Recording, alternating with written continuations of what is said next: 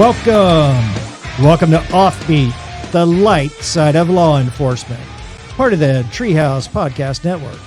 I'm your host, retired Officer Steve Rutherford. Your co-host for today, Joann Jackson. Hello. Now we're joined by two guests on today's show. In studio, we've got Officer Carlos Henderson. That's me. And joining us remotely from Tampa, Florida, we've got retired Lieutenant Andrew Baxter, also known as Drew Breasy, host of the Comm Center Podcast. Thanks for having me. With me being here remotely, I just wonder, is this being recorded? I just want to make sure it's being recorded. Technically, sir, only one party has to know it's being recorded. Oh, that's true. There's a timer going, though. Got a timer. Got the timer. Yes, it's a technical difficulties kind of struggle kind of day. Well, that's here. because you took the timer away from me, so. Here, you know what? But you have to unlock it so I can see it. Joann, you are now in control of the timer. You are the timekeeper. Okay. Okay. You know what? At least we hit the show start record button. Yeah, of course. This time. Okay, enough of that. Okay. Let's start with Carlos. Carlos, you're currently an officer with a agency in the North Texas area, correct? Yes, correct. Okay, and how long have you been an officer? I've been there about 11 years, a little bit over 11 years now. Okay, same agency? Same agency, yes. Very good. Now, what kind of opportunities have you had within your agency? Just like everybody else, started patrol, do that for a while. Did get injured back in 2013, got drugged by some drunk driver down the street and got out for about 18 months. I was trying to recover from all that. Wow. Then I ended up going to, got back on patrol full time, so fully released. We started working, we have a large business in our city that brings in a whole bunch of visitors. I got attached to that part of the city for roughly a year, so we did a lot of financial stuff. And then I decided to take my chance with warrants, which I really enjoyed warrants. I like serving warrants, kind of ran all over the city looking for warrants. And about a year and a half ago, they asked me to start the mental health unit for my department. So I've been up and running and doing that now. So I help citizens find mental health services and help my officers find mental health services and find mental health services for myself. And yeah, that's a big topic, the mental health, and especially within our first responder community. And although we're normally telling jokes on the show and stuff, this does bring up something very serious here. And we talk about the mental health of officers, and you're actually part of an organization that actually helps out, a peer group called Overwatch. Absolutely. Correct? Yes, sir.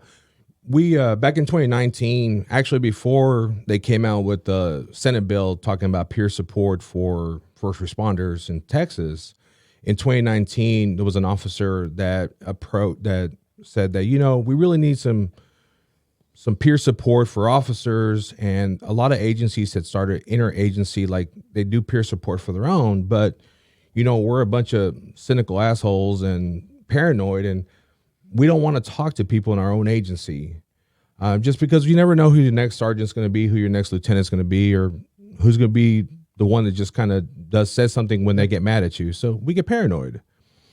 So when we were thinking about Overwatch, we went to NAMI, which is the National Alliance on Mental Illness, and they're a huge organization. And they approached them and said, hey, we want to start this program for peer support for all first responders. So, but we don't want to be interagency. We want to be able to get somebody outside of that agency. So if I ask for peer support, I will never be assigned to somebody in my own agency or even an agency that's next to me, or even if I know that person. So maybe I went to the academy with somebody in a different city and I'm not going to be put with them. We also cover all first responders. So we don't just look for the wellness of our police officers. We look at fire, EMS, and then we go beyond that. We look at like the records. We look at dispatch, the property clerk, even the court clerks, even the janitorial staff, because those people are intertwined with us one way or another, that Sure. whether we realize it or not. And I always bring up the point that if you have, say you have a young person that hasn't lived much of a life and they're doing records search and they're having to look at caseloads or pull up records or watch body cam footage, seeing some of that stuff, it can be devastating to somebody that's never had to live that life. So we want to give that person the opportunity to talk to somebody. And since we have such a wide variety of people on our team, which we have almost 200 people just in this North Texas area, Wow. and we're now spreading out. We did a class in Florida via Zoom where they're going to start teaching Overwatch there. And since we're associated with NAMI, anywhere there's a NAMI, they can get the curriculum. We just show them how to teach it. So we're going to do a presentation in October in New York. They're going to start using Overwatch. El Paso's using Overwatch. So we have many places that are coming to us because we're the starting of it. Excellent. And we have FBI agents in our group. We have people for the VA. We have detectives. We have records, property. We have the wide variety of people that can offer that peer support. And it's completely anonymous because we don't, unlike another one out there that's run through TCOL where they say they're anonymous, but you have to provide your TCOL number, which we all know how anonymous is that. Yeah. Yeah. We not don't right. we don't collect any data. All we just collect is initials of the person receiving the peer support and the name of the person giving peer support. Because we are part of a nonprofit organization through NAMI, we have to keep some type of track, but we never document what that peer support is. We also vet all of our resources. So if we suggest a counselor or we suggest a therapist or we suggest a wellness group, these people are first responder literate. I've gone to a therapist and within first 5 minutes of me talking to them about everything I've ever been through, and they start crying. I'm like, well, this is useless for me. And I'm not going to go back and see this person. Well, Because you just traumatized them. Exactly. Yeah. Exactly. I Yeah. mean, I don't need to cause more vicarious trauma to a therapist that's going to be talking to a 15-year-old kid an hour later, and then they're going to start crying about what I talked about from my childhood. Yeah. So we find people that are either been first responders that end up becoming social workers or therapists, because there's a lot of them out there. Yeah. And so they know how to talk to first responders, and they don't get gun shy when we start talking about some of the stuff that we see and deal with. So that's what makes us so different. And that's why I'm so passionate about anything that has to do with the mental health, especially our officers, because we all want to make sure that everybody has a good, healthy career and they don't go home and take it on their family or take it on themselves when they retire, because that's the worst place is Oh, yeah. retirement or at home by yourself. Well, and let me ask you this. If we've got a listener out there, if we got a first responder out there that's listening today and they might have an issue or whatever, how could they get in? How could they get in touch? Is there a website we can? Absolutely. What is that site? If they just Google NAMI Overwatch, and it will actually pull up. It's one of the very first things they'll pull up is just NAMI Overwatch, and then just clear down, or you scroll down a little bit, and it says, I need support, and you click on that link, and it takes you to the website. Our coordinator, which is actually a detective from another agency, she has 23 years of experience in law enforcement, and she started their peer support program at their department. She's the only one that gets notified who's asking for the help, and then she's the one that will help locate the most appropriate peer.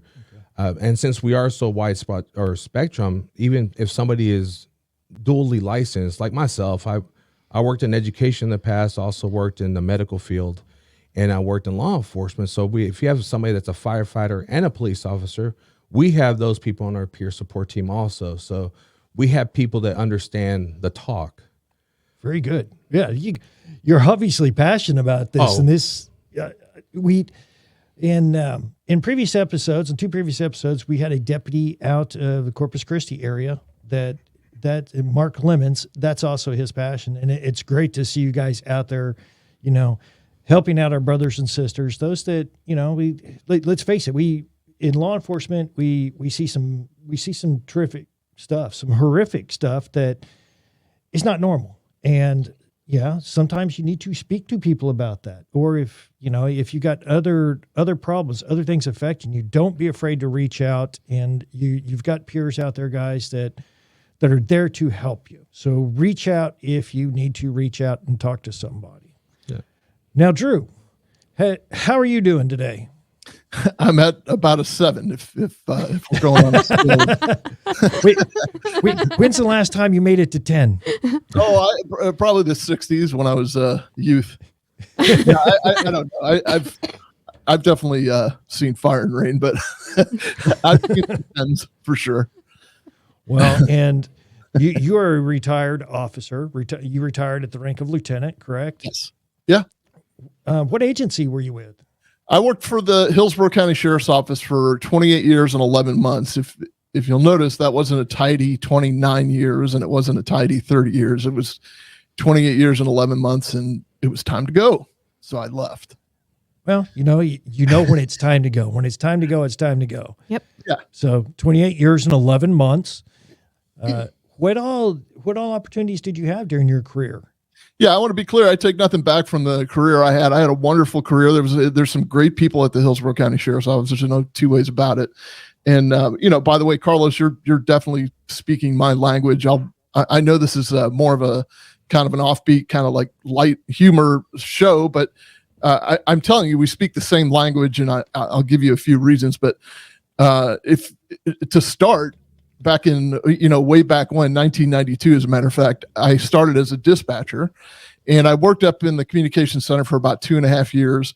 And that's kind of where I developed a passion or compassion for the people that handle 911 calls or the people that are on the radio.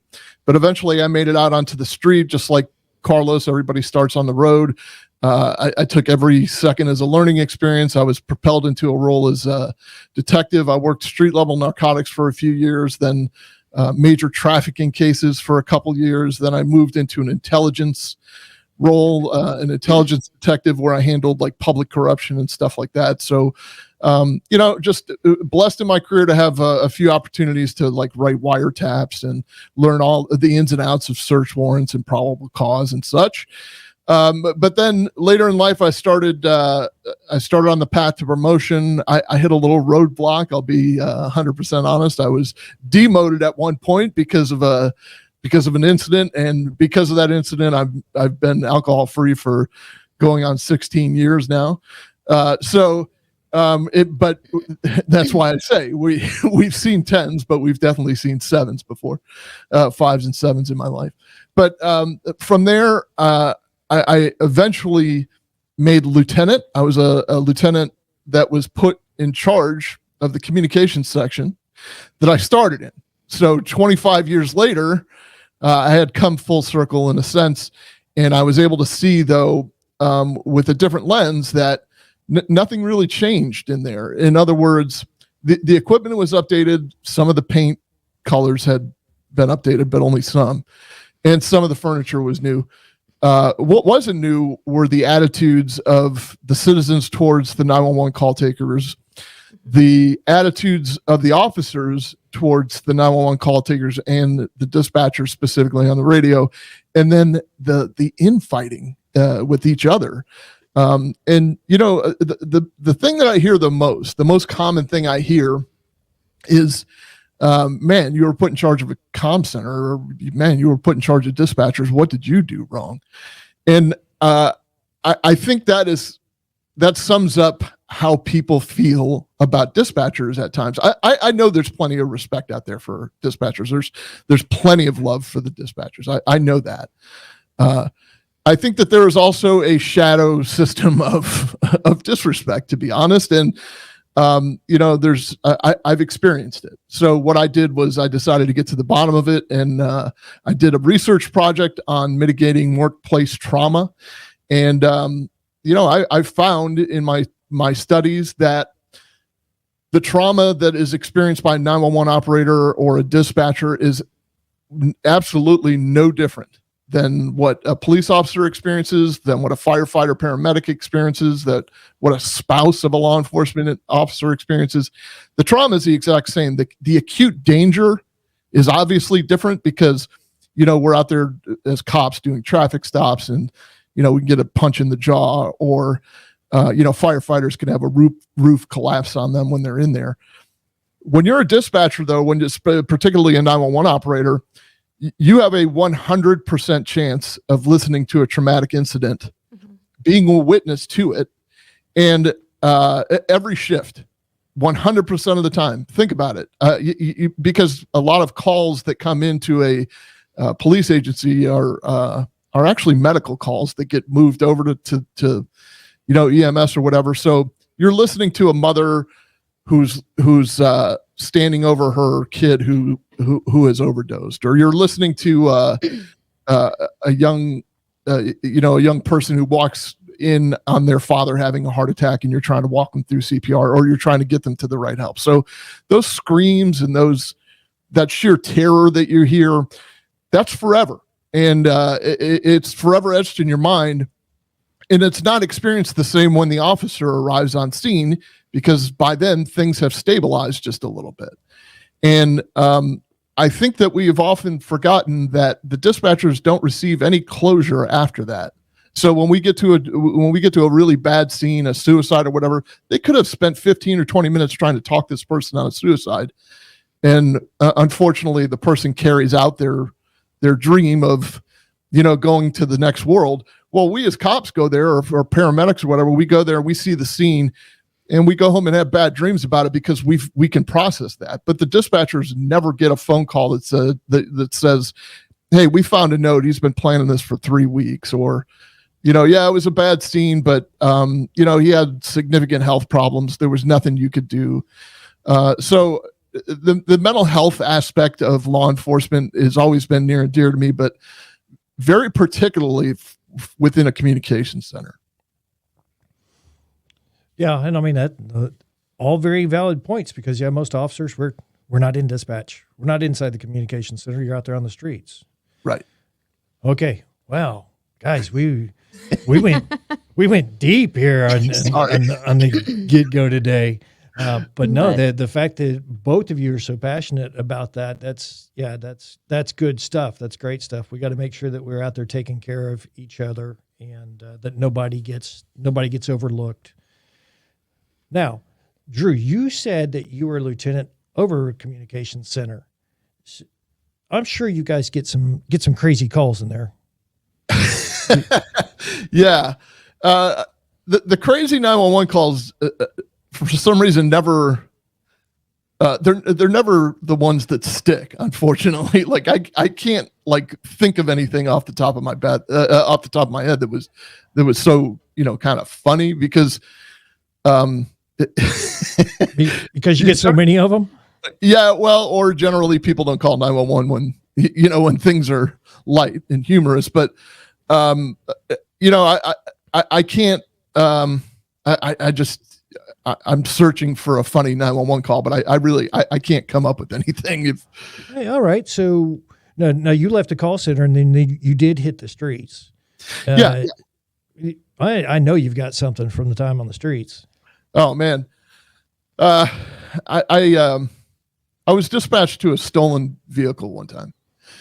And I arrived at the house. I met with the complainant's husband, who was standing in the driveway where their van used to sit. And I started talking to him and taking his information and trying to figure out what was going on. And so his wife comes bounding out of the house. She looked, very well put together, very nice woman. And she looks at my name tag and she says, "Oh, hello, Deputy Baxter."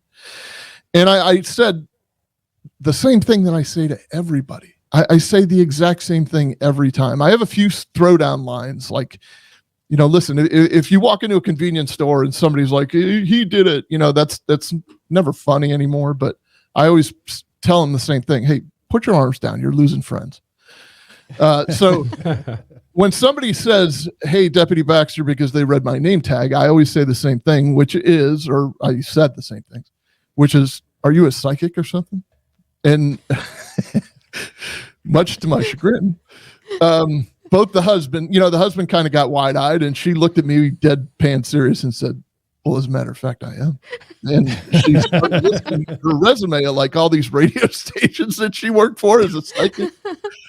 And kind of didn't know what to say. Unlike, you just hit me a second ago trying to think of a 911 story. Like, boy, I mean, I was lost in that conversation. Like, how do you come back from that? So I just kind of looked at her and said, what do you need me for? Like, why don't you tell me where your van is and I'll just go get it? But she didn't find the humor in that for some reason. I guess she didn't think it was funny. So, I mean, I just made it a mission to find her van by the end of the night. And I think the complaint was mitigated because I did find her van for her. Well, yeah. If someone is psychic, I've never been to a psychic. You guys ever been to a psychic? I have. No, I was. Oh, wait a minute. Carlos he slow rolled into that answer. Not a legitimate hanging a sign outside the house type of psychic, but I've had plenty of people tell me that, hey, you're going to do this or you're going to do that. And I'm like, what? They're like, oh, I see it in your future. And I'm like, okay, but I've never paid anybody. Yeah. Unless they're going to give me winning lottery numbers, I'm not going to pay somebody. Previous to that, the closest I'd come is at the Florida Strawberry Festival here. I had a guy guess my weight. Oh. Well, was he right? Yeah, he was correct. That was Wow. it was full of the guesser. I mean, yeah, he was definitely correct. They hadn't met up this year. All right, guys, let's take a break. We'll be back to more Offbeat in just a minute.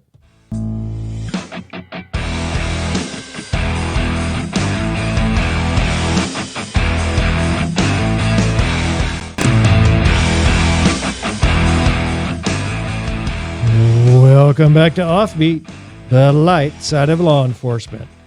I'm your host, retired officer Steve Rutherford. Co-host today, Joann Jackson.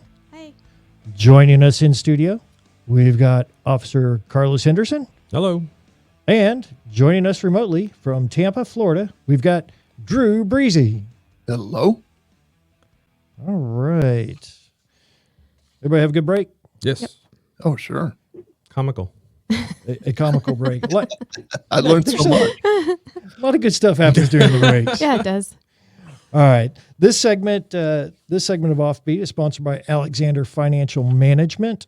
If you have questions about retirement planning, investment strategies, life insurance, or estate planning, check out Alexander Financial Management at alexfm.com. All right, Carlos, you have been an officer for 11 years. Is that correct? That's correct. Okay. In your time as an officer in those 11 years, have you seen anything funny? Yeah. I was actually still in FTO. I was still in training and stuff. And we had one of our officers, it was their birthday. And back when I first started, the normal birthday thing was they would take the officer, strap them to the restraint chair from the jail, and spray them with silly string. And everybody thought, oh, this is just for shits and giggles. And everybody thought this was great until the night that I was there. And they sent us to go pick up the silly string. And I thought it would be funny to grab a can of glitter. Oh. And that went south pretty quickly because it was a female officer's birthday and they sprayed her with silly string and the glitter. And afterwards, everybody had fun and cake. And then, of course, it's night shift and had a traffic stop. And you can imagine the disco ball walking up to the car because of all the lights flashing off of the glitter. And so for the rest of the night, that person was not allowed to make traffic stops, and we called her Glitter Ball for the rest of the year. So, but so to celebrate birthdays, we don't do that. We're not allowed to do that anymore. Oh man, yeah. For our listeners who are not law enforcement, he's talking about a restraint chair in a jail. This is a molded plastic chair that you're going to sit in that you strap down your ankles, your arms. I mean, it's usually handcuffed. Yeah, behind your back, and it is to restrain someone who might be, usually in most cases, a danger to themselves because they're either hitting their head on the wall, doing this, doing that, and a lot of times it's there to protect them. You can't move when you're in one of these things, so you guys would strap your coworkers down in the chair where they couldn't move, and then just open fire with silly string. Well, yeah, and that was to replace, people doing the old pepper spray in the air vents and toilet seats and stuff like yeah. that. Because I heard about those stories, and I'm like, yeah, that doesn't sound like fun. And they're like, oh, but now we do silly string. I'm like, oh, well, okay, that sounds like fun. And I may or may not purposefully, thrown the Little glitter. Yeah, I mean, the statute of limitations have not passed on that yet. Well, sometimes you need to add a little sparkle. 100%. Everyone needs some glitter in their day. Yeah. At least it wasn't spray paint. I thought that's what you were going to say. It was spray paint. I thought they were going to pepper spray him. Oh, jeez. Happy birthday. That's me. Happy birthday. Yeah, go home. Yeah, your face is red. Wait, how do you guys celebrate birthdays now? Just cake and ice cream. Just cake and ice cream. Oh, No glitter, no restraint chair. No, that didn't go over really well. And they're like, yeah, we're not doing this anymore. Like, okay. Can we do like the restraint chair and then the cake to the face, or? I just don't think people nowadays would take that same comedy that we used to with the restraint chair. It's just humor is different. humor for is sure. a lot different. Yeah. Humor's a lot Because then, different. because nobody had their phones out. It wasn't going to end up on Snapchat or Instagram or anything like that. That's the big problem nowadays, is that it ends up there and it's forever. Yeah. Yeah, that good point. Drew, did you celebrate birthdays at your agency? No, this is the evolution though of law enforcement. I'm telling you, because I am sure there was a time when the silly string was substituted with pepper spray, like right at the last second. So somebody thought they were, spraying silly string. And I'm telling you, the cruelty among the narcotics detectives is like at an all-time high. You're expected to be a bad guy, but we are all brought up to be good guys. You know what I mean? So you're kind of playing a role at all times, and the jokes got a little out of hand there. But there's this huge parade down here in Tampa every year. It's called Gasparilla. It's a huge, couple 100,000 people. It's a pirate invasion. There's a lot of lore that goes along with it. And to do it, it's within the city of Tampa proper, but to do it, it takes all of law enforcement from the Tampa Bay area to secure it. So to include some of us young narcotics detectives who, are just now growing their beard for the first time or whatever. And we had a particular detective. He was already kind of a big size to begin with, but when you get out of uniform, you forget how quickly that uniform doesn't fit as well anymore after a couple weeks or a couple months. So just to compound things a little bit, there was a memo put in his box notifying him probably a month prior that he was going to be working Gasparilla, that he would be, assigned to a street corner and he would be in uniform. So it's just kind of like you're noticed to be prepared. But somebody, I think, accidentally took that memo out of his box. And it wasn't me. But for every day between then and Gasparilla, a new snack or a new treat was introduced into the roll call room. And he couldn't say no as it was. So then about 3 or 4 days prior to Gasparilla, they snuck the memo back in his thing, and he was in a panic. He couldn't fit in his uniforms anymore. And so, we gave him coronary disease, but it was fun. It was just the way it was back then. It wasn't. You're right. His heart attack would have ended up on Snapchat or Instagram, and we just can't have fun anymore. So, That's funny. That's the first time we've had someone take it to a health level. Yeah, we haven't had that before. Trying to fatten up your coworker so he doesn't fit in his uniform. Mm-hmm. Yeah, it was the late '90s, so let's keep it all in perspective. Oh, there wasn't as much of a push for health back then. Just extra Oreos in his in his box or whatever. Oh, no doubt. That's crazy. Now you are in Tampa, and you're saying that they had the pirate invasion. I guess that goes with the whole Buccaneers and Tampa Bay and all that stuff. Yeah, the other way around. The Buccaneers kind of follows the pirate theme. There's just this legend of Jose Gaspar that invaded the city with a bunch of pirates, and we have a pirate ship that stays in Tampa Bay all year round. And then when this Gasparilla comes around, everybody that's in this certain benevolent organization dresses up like pirates with the garb and the face paint and everything, and they get on this pirate ship and they invade Tampa. Like they just recreate the invasions, complete with those cannons, and it's like insane. It is. It's really like sounds like a good time. And when does this happen?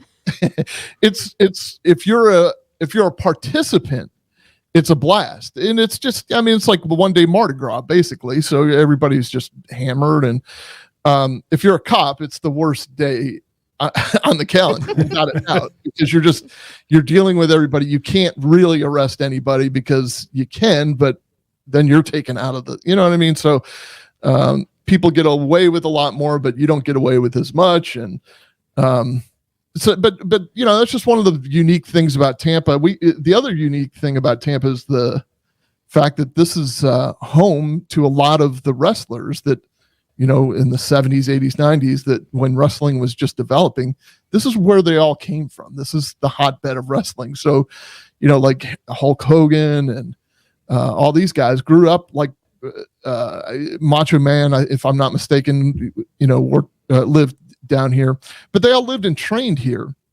And there was a guy by the name of Hercules Fernandez. And he was a very popular WWF, back when you could call it WWF wrestler. And we got a 911 call one night of a guy making a scene in the emergency room at a small hospital. And I get sent to this hospital, and sure enough, there's Hercules Hernandez there, and his mom is in a bed, but Hercules is a little drunk. Maybe he'd just come from Gasparilla. And he's dissatisfied with the ER staff. So he's making a big scene for all of the other patients and everybody else. And like, it's my job to tame this lion, I guess. And I'm thinking the whole time, like, he's huge. Like, if you Google him, you'll see he's got size to him. I mean, he used to wear like an actual chain around his neck. Not like a chain. So like you would hook a trailer up to. So Hercules he didn't like me because he thought that I was interfering with his mom's piece. So I eventually and I thought to myself, like, look, I can't pepper spray the guy. This pepper spray was relatively new to us. There were no tasers back in those days. But I can't pepper spray the guy because it's going to set the whole emergency room on fire, basically. I can't. Yep.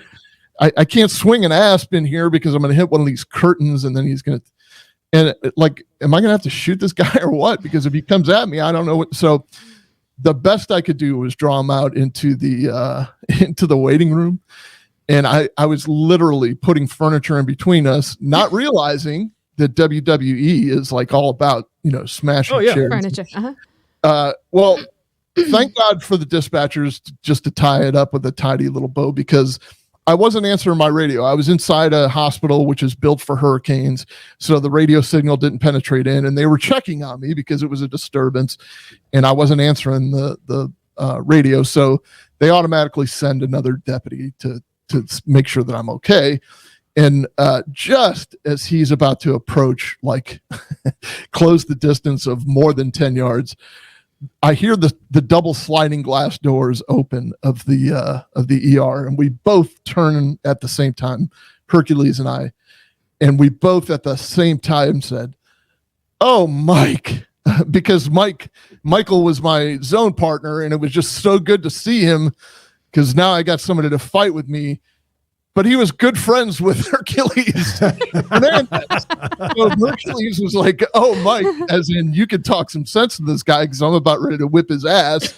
And I'm like, "Oh, Mike, thank God you're here, because you can be the one that hears me utter the phrase, 'Tell my wife I love her.'" You know, because he was not. He was definitely not happy, and he thought that I was interfering with his mother's well-being and healthcare. And I think the alcohol may have had something to do with it. I mean, there might have been a substance or two mixed in there. Who knows? It was Tampa. It was the 90s. Yeah, right. Yeah, it circled right back around too. It was the 90s. It was the 90s. Yeah. So it sounds like it was that sarsaparilla or whatever it's called. Sounds a lot like our version of Renfest or Scarborough. Oh, yeah. Except that instead of medieval people, we got pirates and Yeah. A lot of Jack Sparrows running around. Yeah. Yeah. So it's like Jack Sparrow, like once a year, just come to Tampa, like 1,000 different versions of him, or No, it was long before the Jack Sparrow. You know what I mean? So like it has its own flavor. I'll tell you, truthfully, that it's an excuse for like the judges and lawyers to get completely blind drunk and just and act like pirates and act, like it's we've got no opinion on this, Drew. I just want to, I have some very stern opinions, and I know I won't be challenged. You know what I mean? Oh yeah, I have the stories. Well, so a fight with Hercules, huh? I that's something. There's not a lot of people out there that said, I almost got in a fight with Hercules. But you should know, Drew is tall. Yeah, I'm 6'4", so He's a big guy. He's tall.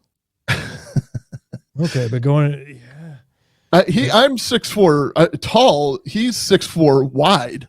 You know what I mean? That is true. That is true. Yeah, because you're not 6'4" wide at all. You're just tall. He's tall. But what are the odds that your backup is friends with this guy? That's crazy. I mean, 0 to a million.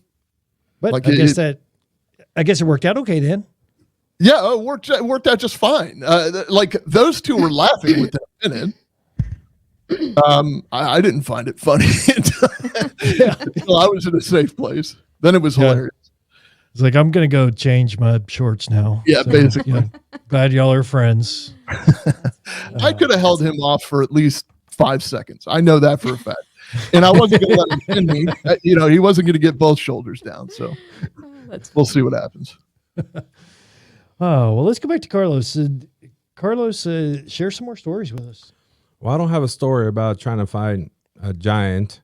But, I used to work in the medical field also and the law enforcement. So I have a little bit of knowledge about medications and medical calls. So if a medical call used to come out, I'd jump on it because sometimes we can get there a lot faster than the EMS. And I remember getting to one, and I get there, and there's an elderly gentleman. He's holding his chest, and I'm trying to get some information from him, but he's not able to talk that well. So I start talking to the daughter, and I said, is he taking any kind of medications? And she starts rattling off medications, and she's like, well, he takes warfarin. I said, oh, warfarin? I'm like, okay, I know what that is. And he takes Clonopin. I said, okay, I know what that is. And she goes, and he takes peanut butter balls. Oh, peanut butter balls. And I'm like, peanut butter balls? I'm like, is he diabetic? Anyone in EMS knows peanut butter balls. And I'm like, what is peanut butter balls? And she's like, well, he just takes these peanut butter balls. I'm like, I do not know. I'm like, because I hadn't been in EMS in a while, and it's a different lingo from down near Houston to up here. And I'm like, is he diabetic? Do you keep him in the freezer? What do they look like? Are they CBD peanut butter balls? I mean, what are they? And she goes, no, it's peanut butter balls. And she hands me this bottle of medication, and it says phenobarbital. Ooh. And I'm like, what are I'm like, this is phenobarbital. That's what I said, dumbass. It's peanut butter balls. I'm like, you know what? Forget it. So I get that. EMS gets up there because it's kind of a wild scene to begin with, because she's getting irate and dispatch is doing radio checks, and they're waiting to send him up. They send him up, and I said, yeah, this is his history, and he takes this, and he takes peanut butter balls. I said, good luck with that one. I walked out, and I get called an hour later from the ER asking me what peanut butter balls was, because she didn't give them the prescription because she thought she was going to be made fun of by EMS. Oh, that's funny. So that's you just never know. I mean, whether it's a medical or law enforcement, it's just like everybody has their own lingo, and that one just kind of threw me for a loop for a while. So yeah, peanut butter balls has been around a while. I had a patient back in the late 80s, early 90s who had a seizure disorder, and the first time I heard peanut butter balls, I was like, what?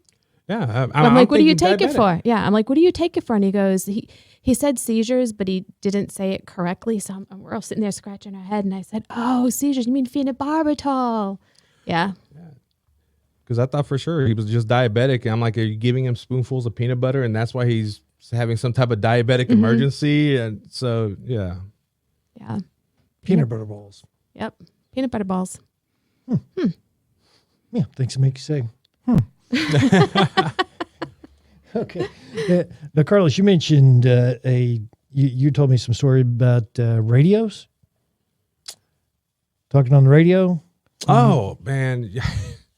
I actually had that conversation this morning because we were talking about, I had breakfast with some of our new recruits and stuff. And I said, yeah, don't get too hung up on the radio traffic at first. You're going to learn the lingo. And I said, when I just got cut loose, I've been on my own about a day or two. And I get on the radio to call on a traffic stop. And I'm thinking breakfast, I like to eat. And if anybody that knows me knows I like to eat certain foods, and I'm thinking breakfast, and I call out, I'm like, yeah, show me on a traffic stop. I'll be out with Charles, Bacon, Adam. And as soon as I said bacon, my my chat on the computer started going ballistic, and dispatch asked me to 10-9 to repeat. They're like, please exactly repeat what you said. And I'm like, oh, for God's sake. And so they played it back later on. And then it's just the things that sometimes it comes to your head. And I thought, man, I said, you know what? I just need to go get breakfast. And of course, ordered the bacon. But I like bacon, and I'm just thinking breakfast. And it's just one of those things that just slipped up, and I didn't live that one down. If anybody from my PD hears this that has been there, they'll be like, oh yeah, they probably have the recording still floating around somewhere. I'm surprised I didn't call you Bacon for a while. Oh yeah, no, not that time. You probably just gave them an idea if they listen to this later on, because they'll be like, oh yeah, Bacon. Hey, Officer Bacon. Wait, Officer, you all right down there? I'm just chuckling. The Baconator. The Baconator. We got wrestling. We got the Baconator. Yeah, we've covered bacon and the phonetics of reading off a license plate. We had a fight with Hercules. We had peanut butter balls. Peanut butter balls. Yeah, what a variety we've got going on. But that is funny, though, whenever you talk about reading out a license plate and you talk about the phonetics, a lot of guys go back to military versus what the law enforcement side is, because there are some differences there. But yeah, you can tell when someone struggles, they forgot what it is, and you hear them hesitate, and then they just throw some word out there that we've never used before. That's always fun. It's always a good time. Well, mine was it was just a solid, like, Adam Bacon. I mean, it was just I didn't slow down. I didn't pick up. But as soon as I said bacon, that's where the pause came, because I knew what I did that moment in time, because the computer immediately started chiming where people were sending me chats saying, bacon? Seriously? Hey, can you repeat that? And I'm like, okay, here we go. At least you didn't break off with Adam Bacon, eggs, pancakes. I was going to say hash browns. cheesy. To go smothered Cheesy Baconator. smothered and covered. Oh, all right, guys. We're about to take a break. But before we take a break, I want to remind our listeners, if you've not been to the website, check it out, offbeatcopshow.com. Again, that's offbeatcopshow.com. If you're an officer and you've got a funny story you'd like to come on the show and share with our listeners, send us an email at offbeatcopshow@gmail.com. Again, offbeatcopshow@gmail.com. Guys, we'll be back with more Offbeat in just a minute.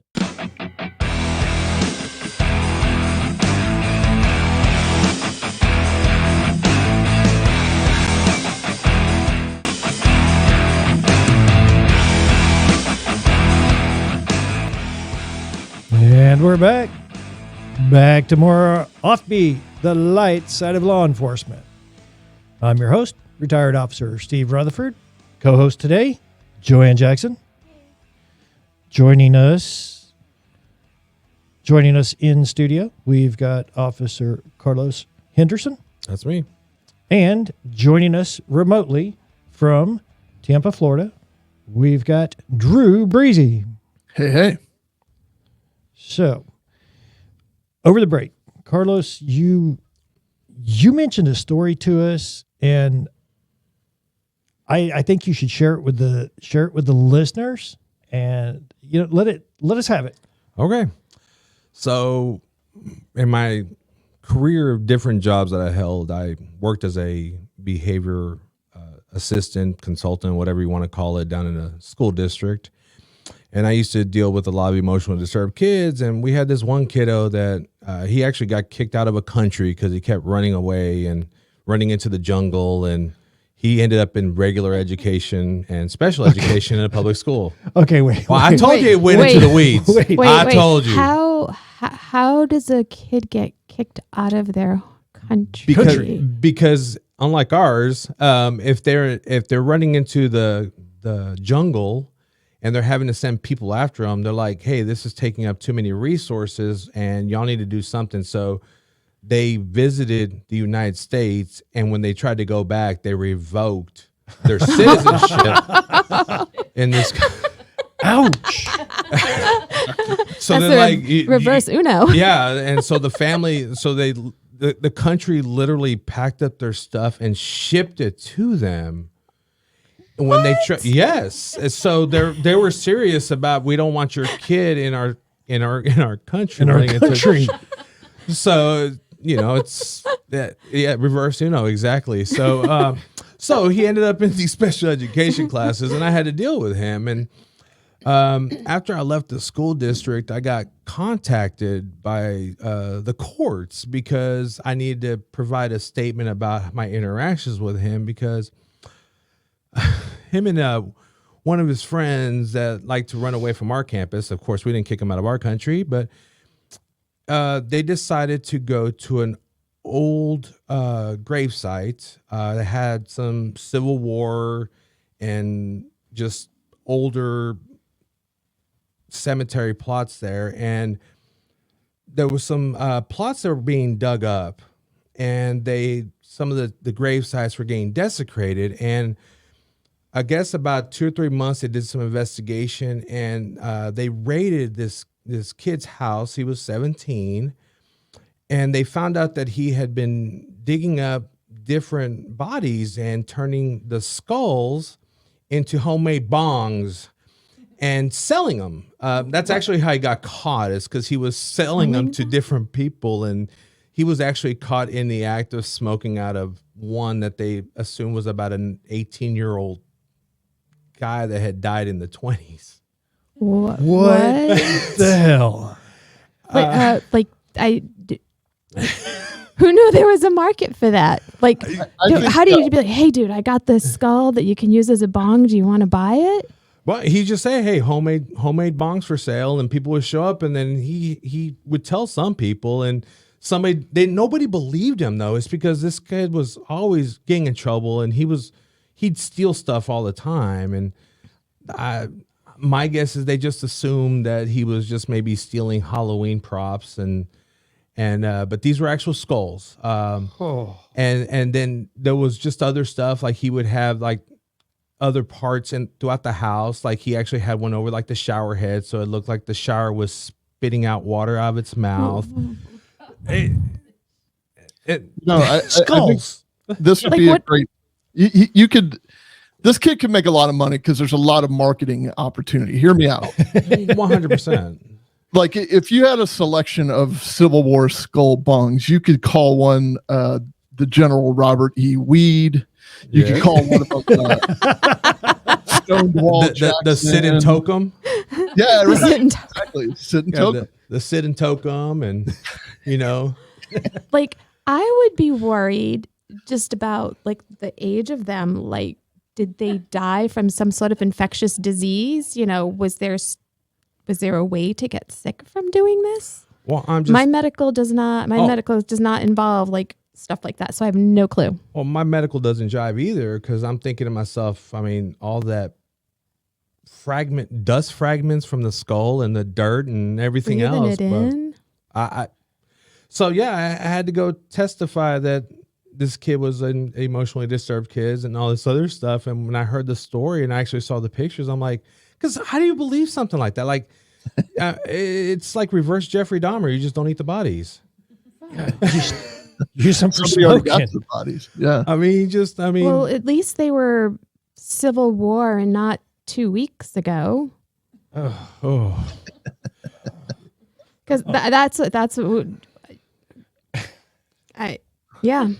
Where are we going with that? I don't know. I mean, I'm at least he was smart enough to go to old. Oh yeah. Do you think he thought about that? You know what? I need a skull for a bong, but we need an older skull. We don't need a newer one. So let's go to the older gravesite.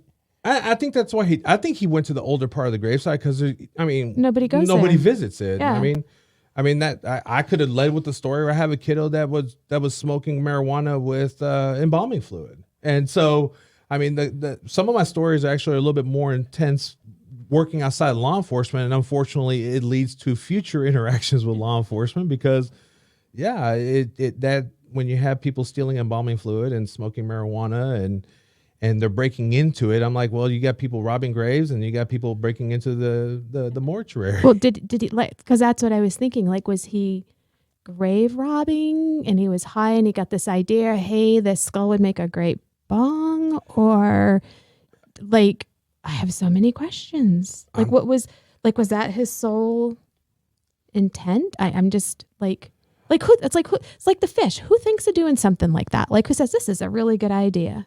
Yeah, and that was a reference back to last week's episode. Back to episode 14, which if you haven't listened, make sure you check that one out. But yeah, did he go there? Did he draw up the plans, write up a sketch? Hey, you know what? I'm going to use a skull, make a bong out of it. Or is it one of those, hey, there's a skull over there. Let's see if we can't. He's a jungle kid. Yeah, I mean, he was going back to, chasing stuff through the jungle and stuff and using whatever comes across them, Tarzaning it. I'm guessing he probably saw it off of some type of movie. He did a lot of movie type references. So there's always weird stuff on movies where people use skulls to drink out of. And he's well, instead of drinking out of it, drink from your enemy's skulls, he's going to smoke from some stranger's skull.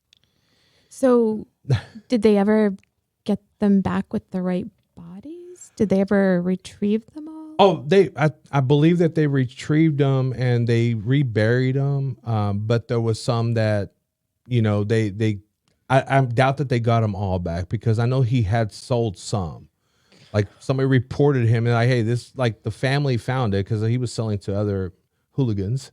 And so the family's like, hey, this looks like a real skull. And that's when the investigation started. And that's when they fell down that rabbit hole. He got found incompetent to really stand for it. Mm-hmm. And just because of the craziness of it and what all he was doing in his history. So I really don't know where he's at now. I haven't checked on him in many years, but every once in a while when I see something weird and bizarre, I'm like, man, that reminds me of the Skull Kid. Wow. That's crazy. The skull bong kid. That's Yeah. What? The jungle kid. The jungle kid. Good story. Okay. All right, guys. That's what we got for today's show. Carlos and Drew, want to thank you both for joining us today. Again, check out Drew Breasy. You got Comm Center Podcast out there. And you can find him anywhere where you can find your podcasts at. So give him a listen. Guys, if you have not been to our website, check it out. Offbeatcopshow.com. Again, that's offbeatcopshow.com. If you're an officer, you got a funny story to share, you want to come on the show and share it with our listeners, send us an email, offbeatcopshow@gmail.com. Until next time, guys, stay safe and watch each other 6.